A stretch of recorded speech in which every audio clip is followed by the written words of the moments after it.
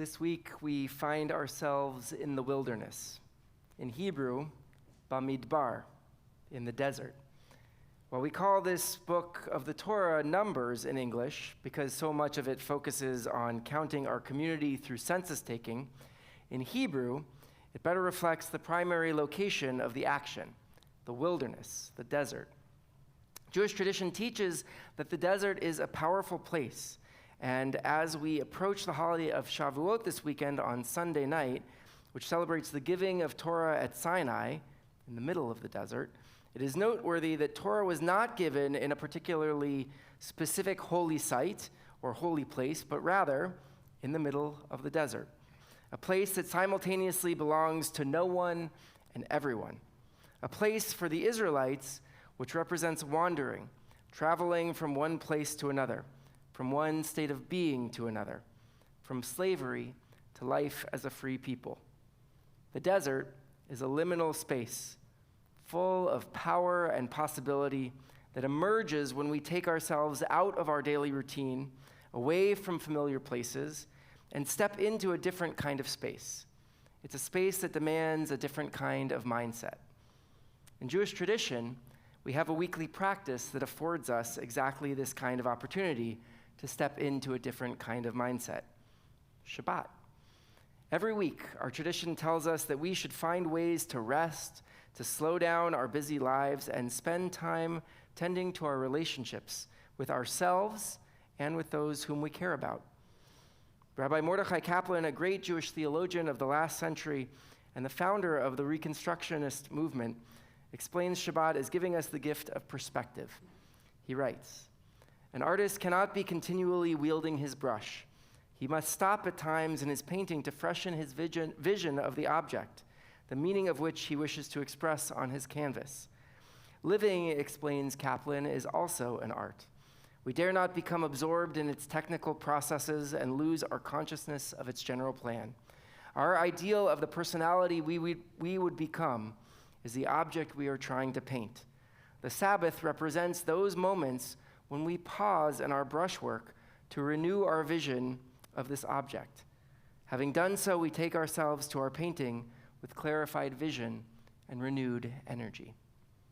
For Kaplan, Shabbat provides us with an opportunity to take a step back, to reflect on where our lives are going, and to connect with the people and passions that are most important to us.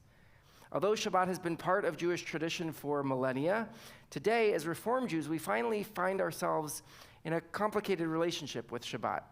The thought of totally disconnecting from technology and commerce can feel overwhelming and seemingly impossible. Granted, some of us have found ways to incorporate the ideals of Shabbat into our lives, whether it's coming to Shabbat services on a Friday night, maybe having a meal with friends, or spending more time with family. There are many ways we can bring Shabbat into our lives each week. This year, and this Shabbat more specifically, Beth Am is partnering with our local Jewish Family and Children's Services, along with a number of other synagogues and Jewish organizations across the Bay Area, to dive into a Shabbat of unplugging, in which we take on the challenge for this Shabbat of disengaging from our devices, even for just a little while, and lean into the holiness of these 24 hours of Shabbat. And as you leave tonight, you'll see some cozy little sleeping bags for your phones, truly, along with a link to more resources and for learning how to lean into this Shabbat of unplugging. And the challenge also to make a pledge that this Shabbat or in coming Shabbats, you'll try experimenting with a little bit less technology, not completely less technology, just a little bit. But the question remains, how do we go about developing a meaningful observance of Shabbat in our modern lives, particularly as Reformed Jews? Some years ago, Reboot, an organization that affirms the values of Jewish traditions and seeks to find new ways for people to make them their own, developed what they call their Sabbath Manifesto, an adaptation of our ancestors' ritual of carving out one day per week to unwind, unplug, relax, reflect, get outdoors, and connect with loved ones. The Sabbath Manifesto boils the essence of Shabbat observance down to a list of 10 principles, 10 things we can try to incorporate into our own Shabbat practice, whether it's just one, maybe a few, or maybe it's all of them. First, avoid technology. Power down your devices, or try just using your smartphone as a phone and resist the urge to check email or social media. Number 2, connect with loved ones. Have a meal together. Take a walk or grab a cup of coffee and catch up with someone you care about. Number 3, nurture your health.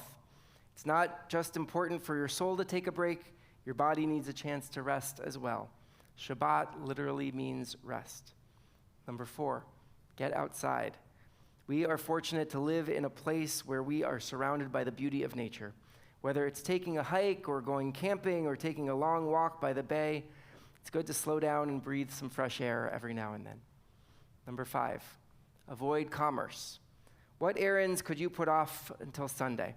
Try spending the day doing something fun with family or with friends or even by yourself, instead of running around trying to check things off your to-do list. Number 6, light candles. Shabbat traditionally begins with kindling 2 candles at sunset, but candles can also add a festive, intimate atmosphere to any meal. Number 7, drink a little wine.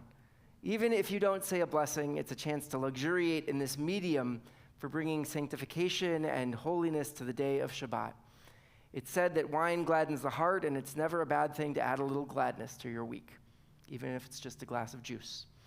Number 8, eat bread. There's nothing like that first bite of a fresh baked challah, but the idea of eating bread also suggests that we avoid fast food or overly processed food.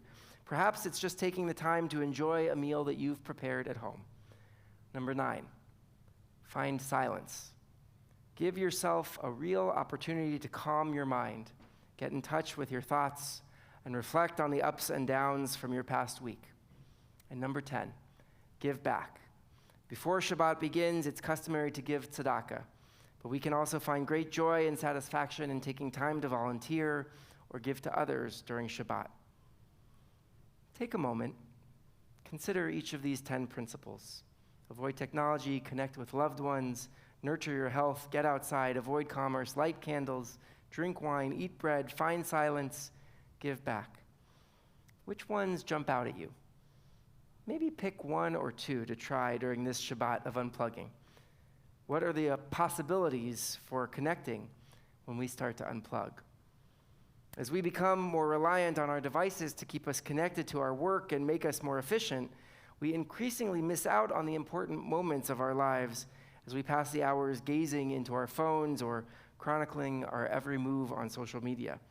While our world is shrinking thanks to the myriad advances in technology, we can talk to almost anyone, anywhere, anytime. What's missing from this technology is real human interaction. There was a time when communication only took place face-to-face. Before there were cell phones or emails or telephones or letters or smoke signals, people sat together and talked to each other. What do we get from sitting in the same room as someone that we don't get from an email or from a phone call? We get to look into the face of the other person. Emmanuel Levinas, the 20th century French Jewish philosopher, suggests that we actually access God when we really look into the face of other people. When we sit across from someone as they tell their story of struggle or success or loss or joy, we are present in their humanity. Our tradition teaches us that we are all created b'tselem Elohim, in the image of God, that we all hold an aspect of the divine within us, and that we must look for that godliness in everyone we meet. We should strive to see God's face in every single face we encounter. As Jews, we have a unique opportunity to practice these skills on a regular basis. We have this gift of Shabbat, the perfect opportunity for face-to-face time. Abraham Joshua Heschel calls Shabbat a palace in time, but maybe we can think of it as a vacation home in time. One day that comes every week when we can try doing things a little differently. We can try turning off our phones or not checking our email, or put off binge-watching the latest Netflix craze for 1 extra day. We can spend time talking face-to-face with our friends or our family. We can remind ourselves of our own godliness while looking for it in others. Let's try it this Shabbat, even if it's just for an hour, to really catch up with the people that are important to us, to look into their eyes, to see how their face lights up when they smile, or how their brow furrows when they're hurting. I recognize the challenge. I find it much easier and less anxiety-provoking to send out a quick email than to make time to sit with someone and really be present with them. But to sit with each other face to face, to see each other, to react and recognize the Tselem Elohim, the image of God in each other, is not an easy thing in these busy times.